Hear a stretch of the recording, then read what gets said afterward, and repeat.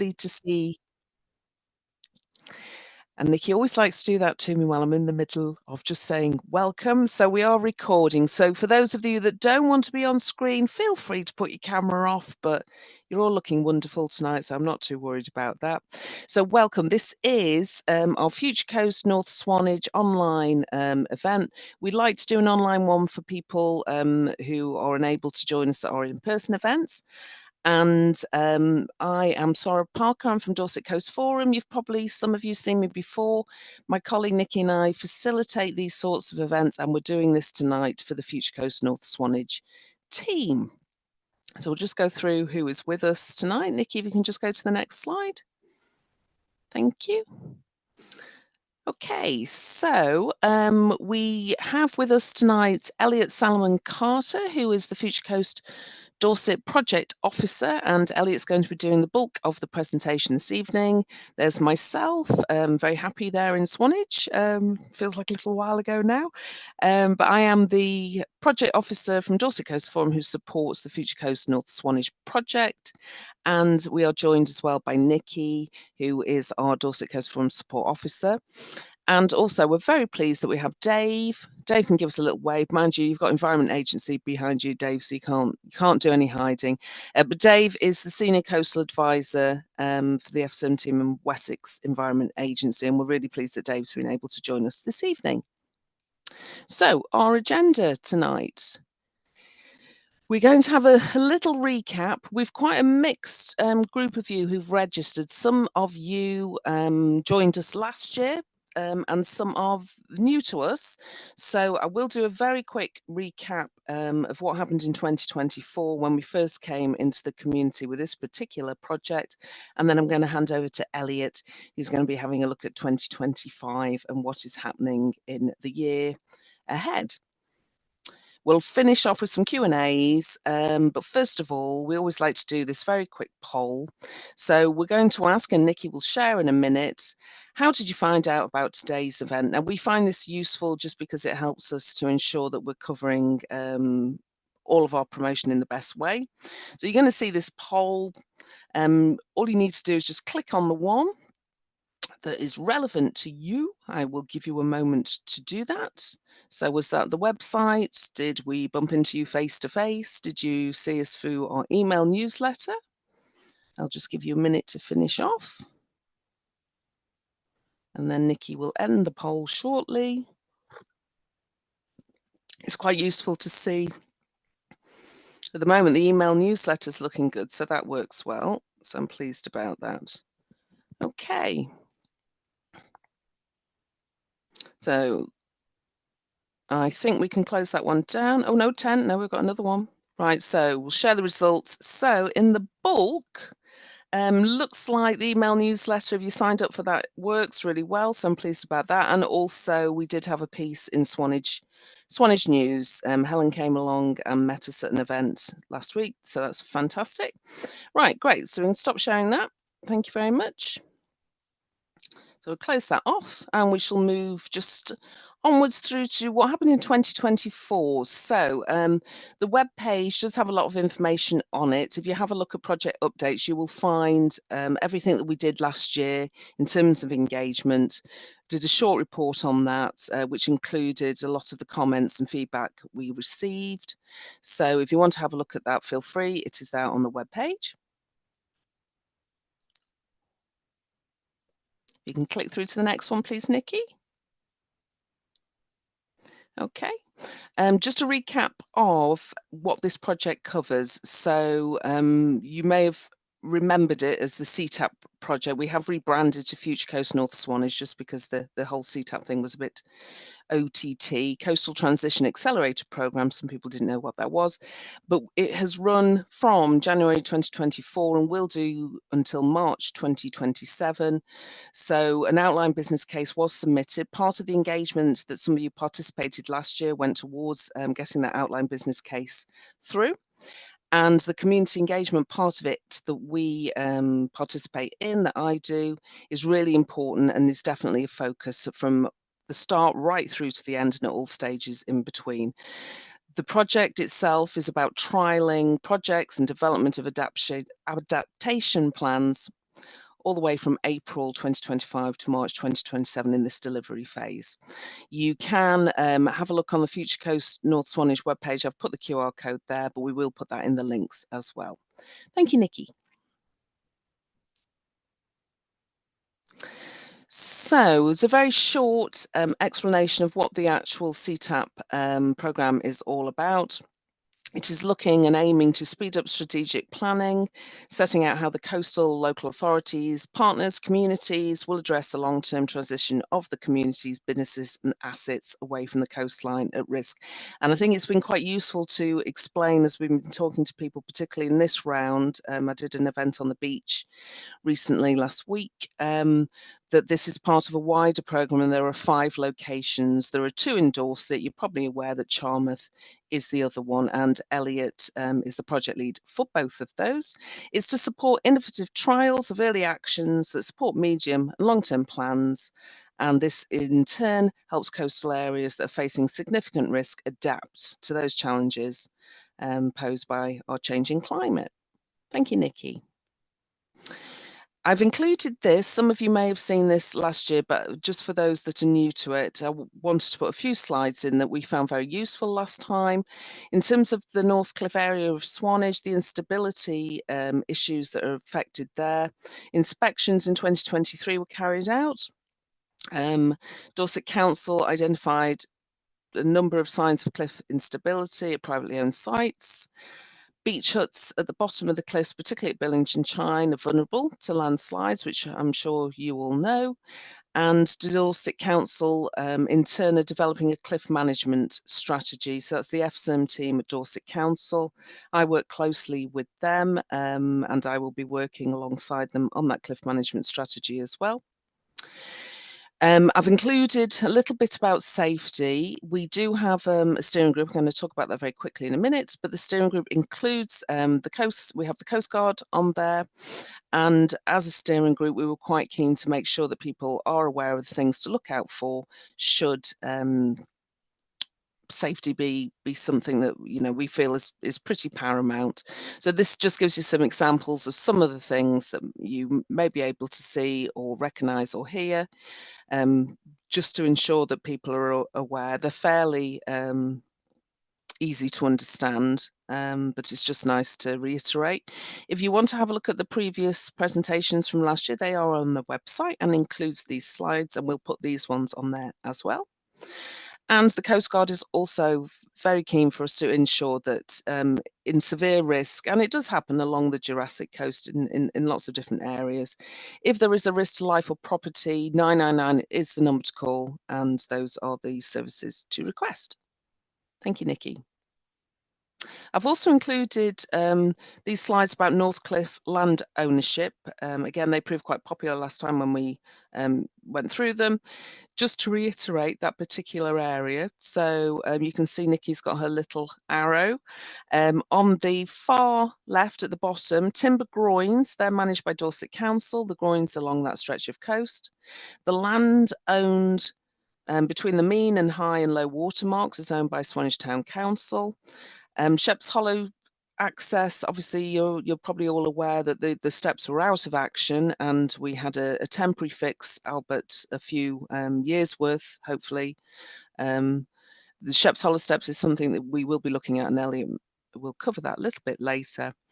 And then we've got this right of way that you can see in the middle there that comes down Burlington Chine. The toilets there are owned by Swanage Town Council, but in the main, everything else is privately owned. Thank you, Nikki.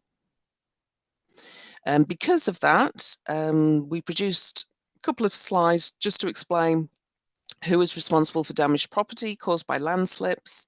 So the Crown Estate, as well, of course, owns the seabed and the foreshore up to that mean low watermark. Town Council in Swanage, as I have just reiterated, owns the beach between the mean low watermark and the mean high watermark. Dorset Council manage and own the timber groins. The beach above the mean high watermark is privately owned by a number of different private owners, and the clifftop properties own their original land boundaries, which do not move back with erosion. So technically, this means if the land from an original clifftop boundary is lost due to coastal erosion, it's still owned by the clifftop property landowner. And we did produce that information because it's pertinent to questions that we are asked by various people. So I've bobbed this in again. Also was asked quite a lot last year, how do I actually prepare for landslips on my property? So just in brief, landowners should seek professional advice from accredited coastal geotechnical engineering consultant. If you want advice on that or more information, please do let me know and you'll receive my contact details. And of course, they're on the newsletter. Check what financial cover you have with your insurance company. Beach hut owners need to check their lease contract for responsibilities and, very importantly, planning permissions are required to undertake works on private property, of course, and works on the cliff face, and each application will be assessed on its individual specifics. Thank you, Nikki. So you will find this information again on the webpage, but I just thought you might be interested to know how everyone fits in within the team for this particular project. So we have the Dorset Council Flood and Coastal Erosion Risk Management team. So they're the client project managers. Jacobs are the consultant project managers for the development phase, and now it's gone through the OBC. We're just getting ready for them to be brought on as the consultant project manager, i.e. the technical leads. We do the stakeholder engagement, and that's Dorset Coast Forum. And Dorset Council are providing additional support as part of their client project management team. So that includes planning, procurement, legal as well, I guess, from Dorset Council and the FSM team. And then the Environment Agency, who are represented tonight by Dave, they provide support as part of the client project management team and are the project funders. Thank you, Nikki. Okay, so very quickly, community connections. We made good connections last year. I did an awful lot of putting together who owns what beach. I still have gaps. I know we still haven't met and reached everybody. We will continue to try and do that. In terms of property owners, hopefully we've got good connections there. I went in an awful lot of gardens last year and met with people, took lots of photographs, which was particularly useful. And people feel free, if you've got photographs, information you want to send through, please do, because I keep it as reference. It's really, really useful. This was last week on the beach. We were very lucky. We had a good day. It was a busy day, very enjoyable. We were there to promote our baseline survey. Thank you, Nikki. And if you want to do the survey and haven't done it yet, I looked earlier and we have had 58 people have completed it since it went live last week. It is open for another 5 weeks until the 6th of July. So please get friends, family, neighbours, beach hut owners who are next to you with your beach huts. Please get anyone in the community who would like to have their say to do so. You can find it on the webpage. It's easy to locate, but if you want to scan that, that will take you right through to it. And we'll also put it in the chat. Thank you, Nikki. And upcoming events. So we do have in-person event on the 19th of June, back at All Saints Church Hall again, which worked really, really well. It's a good space and we were busy last time, so hopefully people will come out. This presentation will be repeated in a short format at 4 o'clock and 6 o'clock on the dot. The rest of it is drop-in. There'll be display boards again, giving more information updates. 26th of June, because we did well on the beach, I'm looking to repeat that at the other end near Ocean Bay. I was down at Burlington Chine last time. And we have our Future Coast North Swanage steering group. They meet every 8 weeks. And also we have in the pipeline, because I think people have responded really well to the concept, shoreline management plans and all the EA toolkits, which are open to anyone who wants to use them. We'll put some links in the chat for you as well. And what we would like to do is do a layperson's terms of how you use those. They are great, but they're only as good as your knowledge of how, if you're using it in the right and correct way. So we're going to do quite an informal sort of workshop, share screen, practice going through maybe someone's particular postcode, see how they work so we can just acknowledge everybody. Okay, so there are our upcoming events. And I mentioned the steering group. So we had a previous group who are made up essentially of, I would say, 80% of those that you can see on the screen. So FSM team from Dorset Council, Dorset Council's Emergency Management Resilience team. We've added planning team to the steering group now because we think they're an important and vital part of the project. Swanage Town Council sits on that. Dave for the Environment Agencies in the steering group. We have representation, Kerry from the Coast Guard.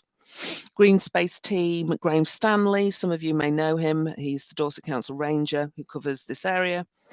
Myself, the consultants Jacobs won't come to every meeting, but will come to those that are relevant. National Trust, who are an important landowner, sorry.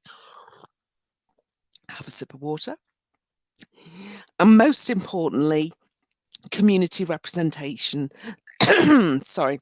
So we have two people who've come forward who would like to represent the community, which is fantastic. And in good time, we will share that information with you. Okay, so Nikki, can you move on to the next slide? And I am going to switch over. And Elliot, I'm going to introduce Elliot to you. So he is going to go through the year ahead and the project ahead. Now we've hit delivery phase. Right, Elliot, the floor is yours. Please remember, any questions, do pop them in the chat. Thank you. Great, thank you, Sarah. Cool. Yeah, so hi everyone. So my name is Elliot Salmon-Carter. I'm the CTAP Project Officer for Dorset Council. And yeah, so today I want to talk about the Future Coast North Swanage project and how that sort of sits under the Future Coast Dorset programme. So if you could go to the next slide, please, Nikki. Thanks very much. Coastal change is a growing challenge across the country. However, Charmouth and North Swanage are in quite a unique position to take early action. That's because Dorset Council has received £3 million in funding from the Coastal Transition Accelerator Programme, which Sarah mentioned earlier, CTAP. So that's supported by DEFRA and funded by the EA. So these communities will work with Future Coast Dorset to do things such as strengthen infrastructure, improve beach access, raise awareness of coastal risks, and ultimately plan for a more resilient future. So as Sarah mentioned earlier, the projects have been rebranded as Future Coast Charmouth and Future Coast North Swanage. So they will run up until March 2027. So next slide, please, Nikki. So Dorset Council and local communities have been seeking stronger support for coastal adaptation. So for example, in North Swanage, the Shoreline Management Plan, the SMP, sets out a shift from the hold the line policy to a managed realignment.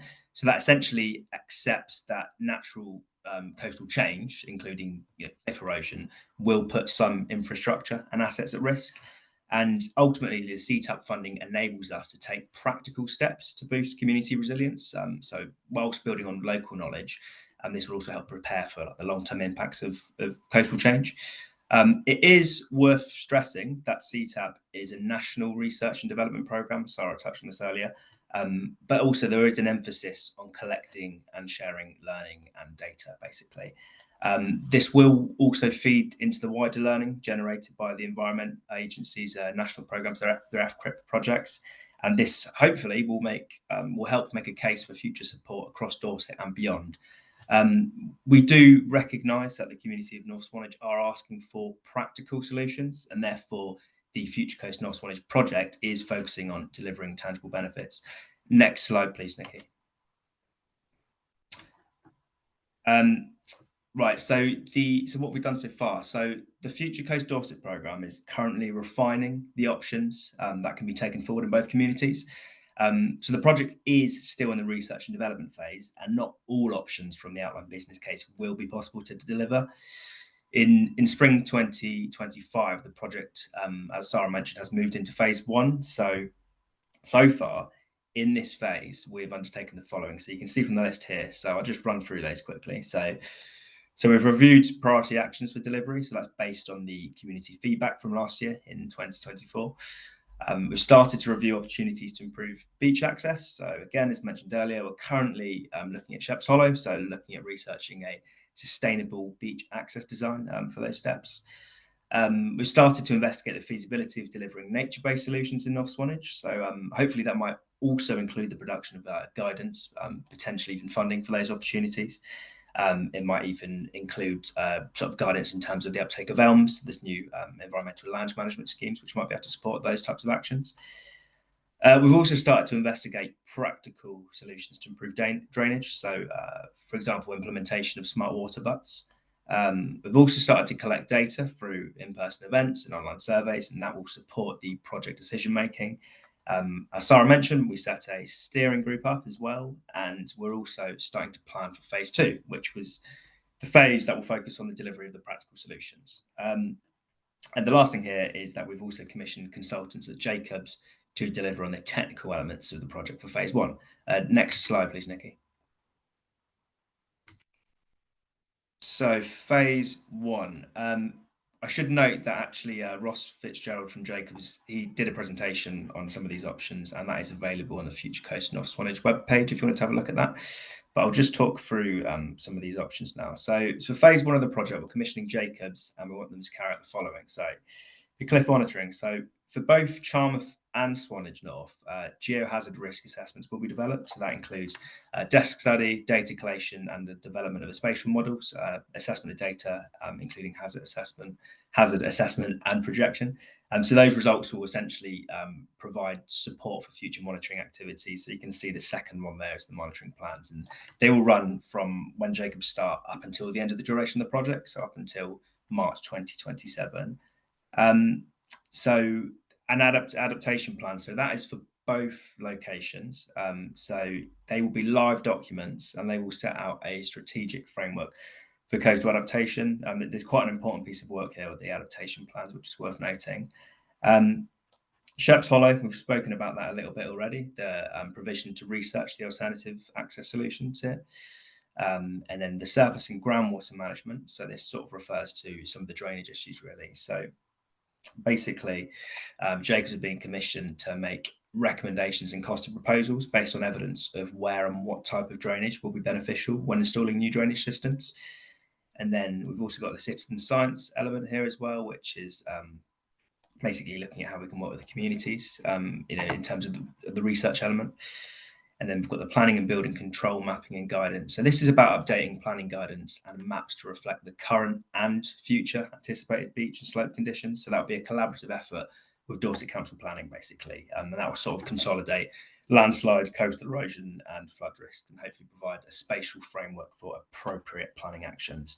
And then the last option on here is to research nature-based solutions. So this might be, for example, the study of the viability of using vegetation to improve the stability of the cliffs, and identifying suitable vegetation as well. So within phase 1, Jacobs will only deliver the research element and the development of the proposals. So, for example, the nature-based solutions might be researched in phase 1, but it won't be trialled until phase 2. And that's if the research suggests that's a viable option. Next slide, please, Nikki. So here we've got a few examples of some of the things we're talking about. So, for example, you've got an example of a sustainable drainage system here. I won't go into these. You can see the slides afterwards, but basically this sort of acts as a bit of a smart water butt. So it connects to climatic data, and it can expel water based on like optimal times to expel that water, basically. So this is just one example of a sustainable drainage system. It's not the only example. This is just one example of that. Next slide, please, Nikki. So here is an example of a nature-based solution. So this was quite an extreme example, actually. This is a Camphor Cliffs, and this was done by BCP. And this is basically looking at adding vegetation to slopes, basically, to support those slopes. So this isn't something, we wouldn't do something on this scale through this project, but it's an example of a nature-based solution. We could potentially trial something small scale, whether that's in partnership with others or whether that's just a few pilots, or it's something we're going to look at. Next slide, please, Nikki. And then this is another example. So this is an example of citizen science. So this is the Cream Tea project, and this looked at working with communities, and basically the people took pictures and then they wrote a story or something which might remind them of something. For example, some people took pictures of parts of the beach that reminded them of certain occasions, etc. But this is, like I said, this is just one example of citizen science, and it's just looking at how we can engage the community with the research element. Next slide, please, Nikki. So this one here is the Coastal Erosion Assistance Grant. So this is something we're having a look at. This isn't to set off alarm bells, but this is something that we want to look at to see how we could use proactively. So this has been used up, for example, up in North Norfolk, where the issues are in the short term. Really, for us, we're planning for the future, but this is just something to look at. This essentially is a grant for to cover demolition costs.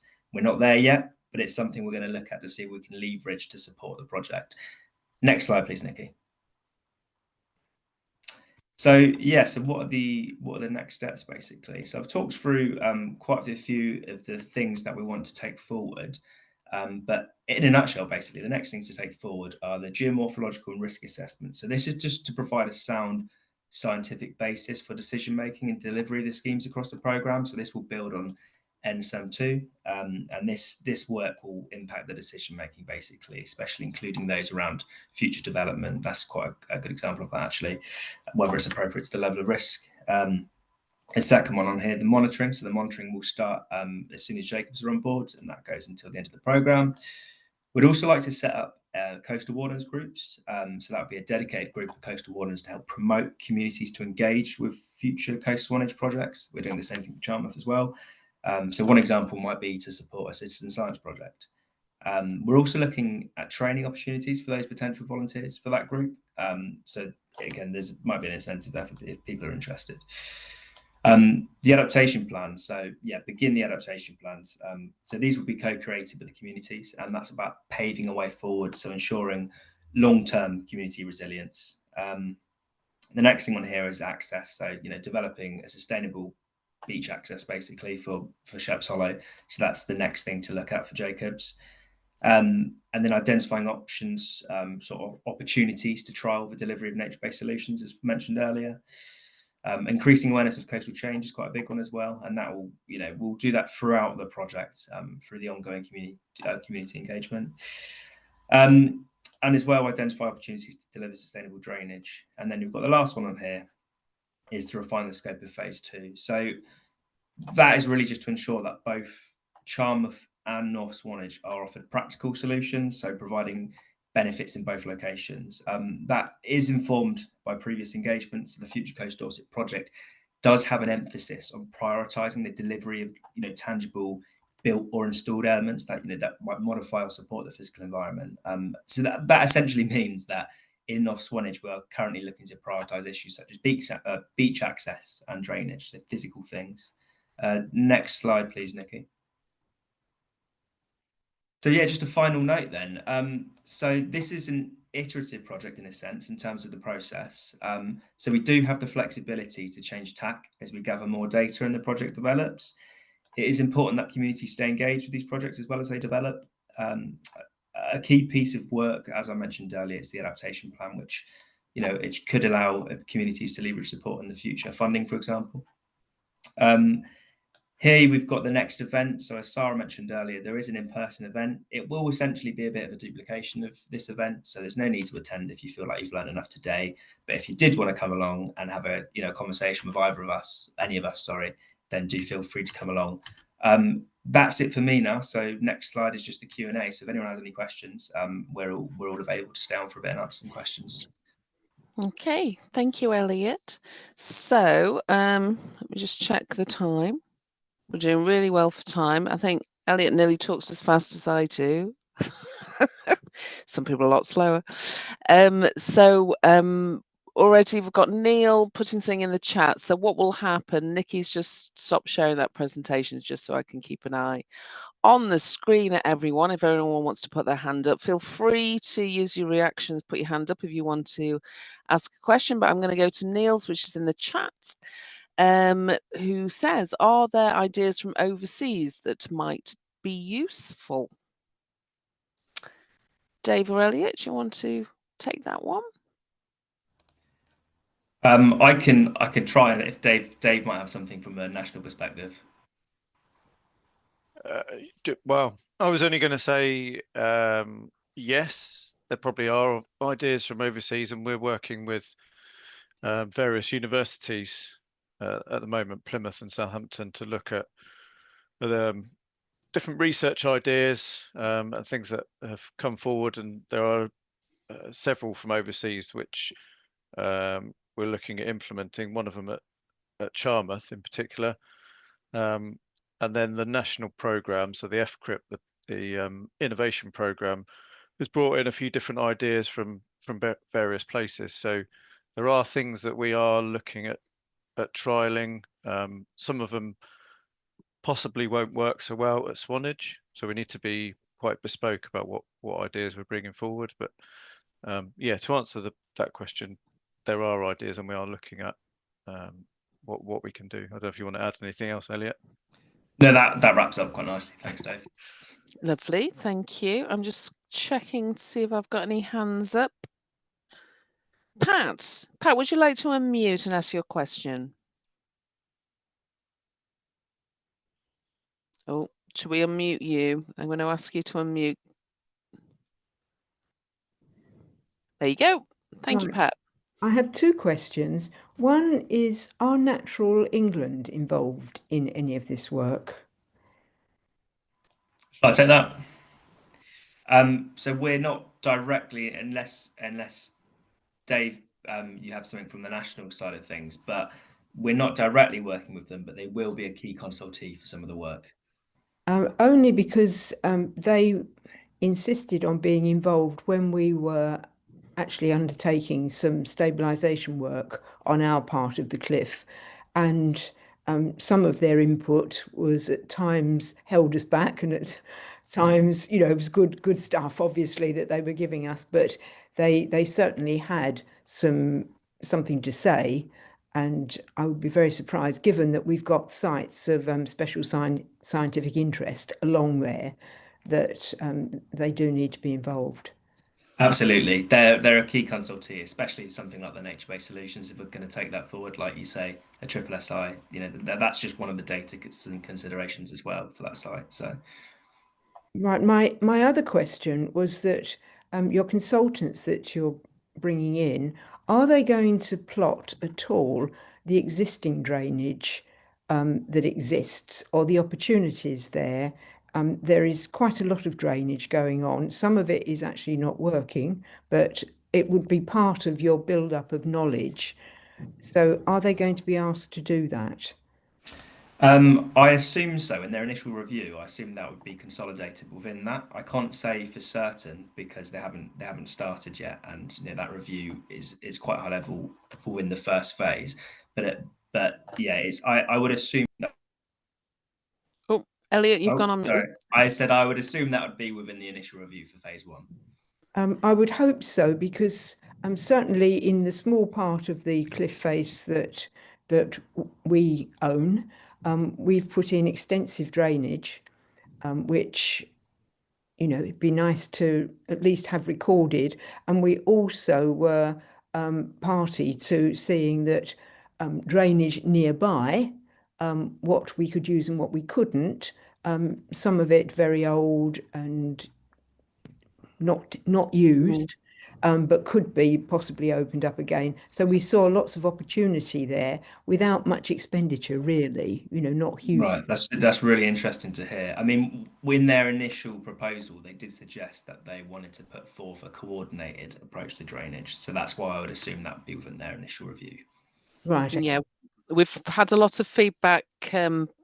Pat, I spoke to a number of people about drainage actually last week on the beach, so I think that's a good point made. It will be contained within this info, which we will share with Jacobs and the wider steering group. Thank you, Pat. Do we have any more questions? I can't see any in the chat. Let me just have a look, see if I can see you all.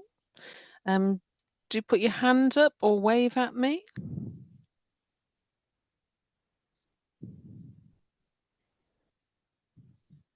I can see Jan's got a lovely view. I'm looking at it now. That's delightful. Richard's painting, which I like as well.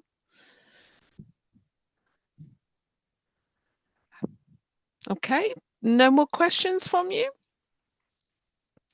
Okay, all right. Well, that was a quick one. Elliot. Dave, have you got anything additionally you'd like to add from an environment agency point of view? Obviously, there are the different locations, and we have been explaining to people, because I went and helped my colleague Matt, who's covering over at Charmouth on Saturday, and people seem to understand because the different locations have different geomorphic and geological, etc. Parts to them.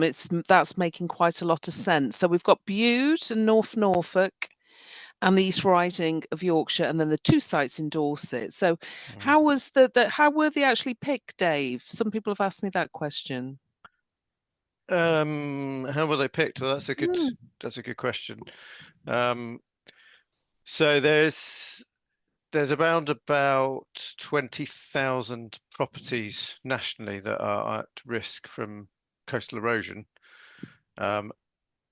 When the funding was initially allocated for this innovation program, I think there was about 36 million, of which the vast majority of that went to East Riding and North Norfolk, and those 2 locations in the country, as you may know already, have a lot of properties that are at risk in the short term.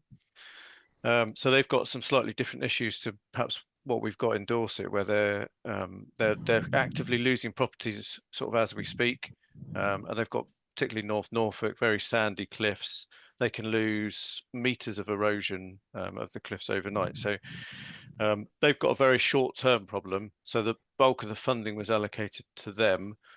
The remainder of the funding was put into a separate pot where various different locations around the country put in a bid. Isle of Wight was one of them. There's various ones in Cornwall. We had 2 for Dorset, and there was a number of different criteria that I won't go into now, but we were successful, as was Bude, in securing the rest of that 6 million, and it was split between Cornwall and Dorset, 3 million each. So that's kind of how we've come up with the different locations, but they all share the same generic issue of coastal erosion, but they all have bespoke issues in terms of what Sarah's highlighted in terms of short-term issues in Norfolk. Bude is focused more on sand dunes and rollback and adaptation of community infrastructure, and then we've got places like Charmouth and ourselves at North Swanage with sort of more of a longer term issues to deal with. So the hope is that will all go into the wider learning, and then you'll get national guidance which will come out to perhaps be rolled out nationally to help with these 20,000 properties that we've got. Sort of that answers the question, Sarah. Excellent, thank you. And I think it's also a useful thing to highlight that we are trying to trial things that are innovative, and that if some things don't work, that is a learning in itself. Obviously, we hope that what we're going to do is a good use of the funding, and as Elliot has said, that there will be practical, tangible things that come out of it, and that was a very clear thing that came out of the engagement last year. The consultants are important, but we want to make sure that we are actually doing physical things that we can test in those areas, which is why it's really important that we have good connection with the community. So that being said, please do share the project with others. If your neighbours aren't aware, if a beach hut next to you, if they're not aware, please make sure that they know there is a survey live. Please do fill it in. It is really important. I'm pleased that so many of you have signed up this evening, and I'm sure we'll be seeing quite a lot in person on the 19th. So are there, before we go to the final slide where you've got the contact points, has anyone got a question? Just wave at me. I'm keeping an eye on the screen. Otherwise, I'm going to ask Nikki. Nikki, do you mind just sharing the screen again? Thank you very much. So just put my chat on so I can keep an eye on it.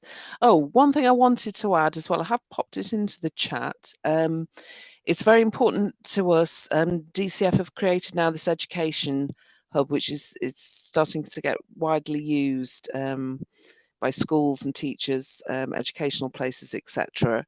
If you're involved or if you have a young person in the home, please do share it. But we are creating a Future Coast North Swanage Mentimeter, which is basically like a electronic survey, a link which is just in its final stages, and then we are going to promote in schools and offer for them to have us come in should they wish, or to share it. As an ex-teacher myself, I think it's really important that young people, both at the schools and youth organisations in Swanage, because whatever we do is what they will inherit, and that's why it's so important. So if you're connected in any way to a youth organisation or school or whatever, please let me know. You can email me. So my email is on the screen.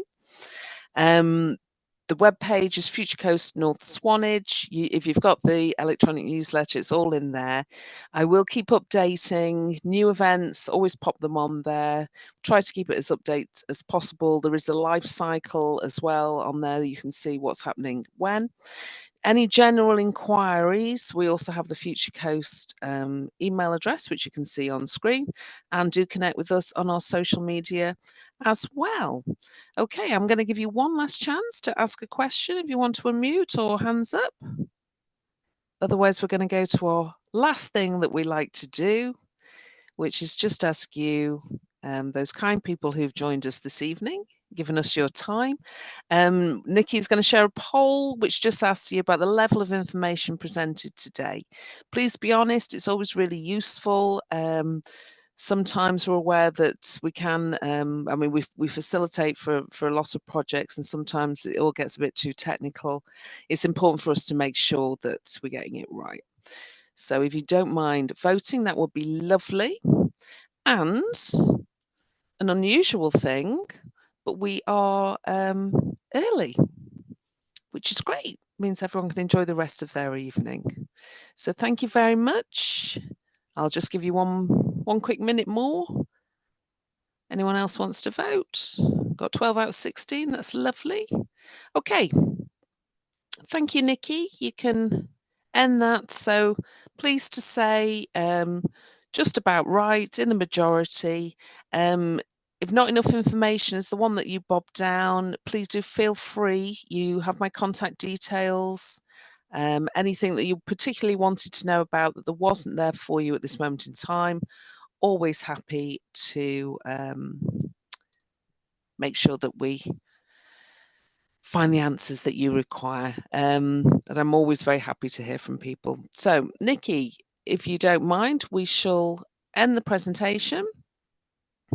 Thank you so much, everybody, for coming tonight.